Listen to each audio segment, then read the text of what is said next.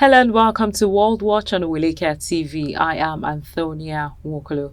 A conservative cabinet minister has admitted placing 3 bets on the date of the general election in the weeks before Rishi Sunak's surprise announcement. Scottish Secretary Alistair Jack told the BBC that in April, he placed a bet that the election date will fall between July and September after losing 2 similar bets in March. Jack, who is standing down at the election after 7 years in Parliament, says he has not breached any rule.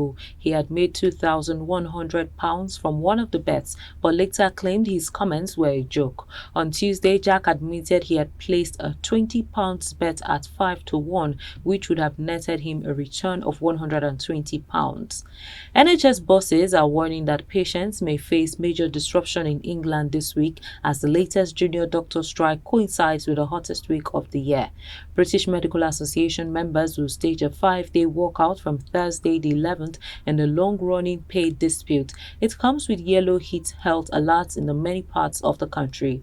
NHS England said services would be under significant pressure and urged the public to use them responsibly. In other news, for nearly 15 months, Evan Gershkovich has been locked away in a Moscow jail, but the Wall Street Journal reporter is standing trial at 1,000 miles from the Russian capital, where he was arrested while on a reporting trip. Prosecutors say he was collecting classified information about a Russian tank manufacturer near Yekaterinburg on behalf of America's Central Intelligence Agency. He, his employer, and the U.S. government fiercely reject the accusation and the charge of espionage.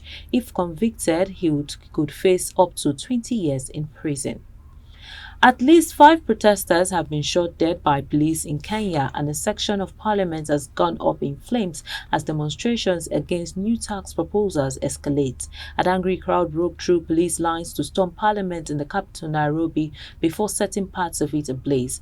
In an address on Tuesday evening, President William Ruto said all means would be deployed to thwart any attempt by dangerous criminals to undermine the security and stability of Kenya. Protests against an unpopular finance bill, which includes several tax rises, have been ongoing for days, but they escalated on Tuesday as MPs passed an amended bill. Protesters broke into parliament, vandalizing the interior and setting parts of the complex on fire. The ceremonial maze, symbolizing the authority of the legislature, was stolen. Let's go on a short break. Still to come are stories in entertainment and sports. Follow us on our social media handles at Oweleketv.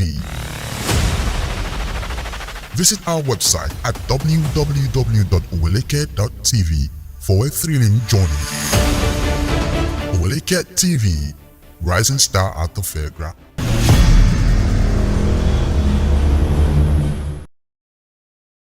Welcome back. Twain hopes to pull off a Glastonbury first by riding a horse to the pyramid stage on Sunday ahead of her Tea Time Legend slot. When asked about any special plans for her appearance, the Canadian singer said she would love to ride a horse to the stage, but would find out if it is allowed.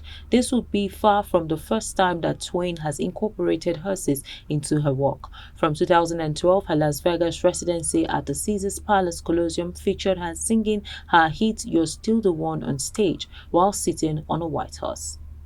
Actress and producer Scarlett Johansson says her clash with artificial intelligence company OpenAI highlights how vulnerable people are to misuse of the technology. Speaking at the release of her new film, Fly Me to the Moon, Johansson said they were all waiting and supporting the passing of legislation to protect individual rights. In May, Johansson said she was shocked and angered after OpenAI allegedly recreated her voice without her consent for a new ChatGPT system. And in sports, the Arizona Diamondbacks are in discussions to extend their lease at Chase Field with Maricopa County before funding a deal to upgrade the facility in place. Team president and CEO Derek Hall said on Tuesday that extension talks began just before the start of the season, with the lease up in 2027.